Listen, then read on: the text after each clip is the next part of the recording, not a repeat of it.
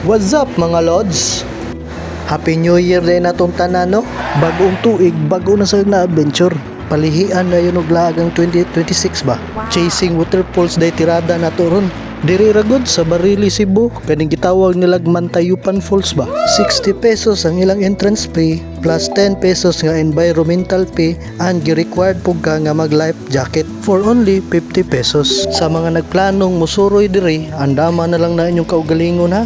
Kay ni jud ka mulabang aning ilang hanging bridge. Tips para ninyo, ayaw lang magtanaw sa ilawom. Og timing nga wala kay kasugat para dili maguyog-uyog ang bridge. Mauna ni ang Mantayupan Falls. Wow, ka nice. Indot po doy, nya lawom sa draba.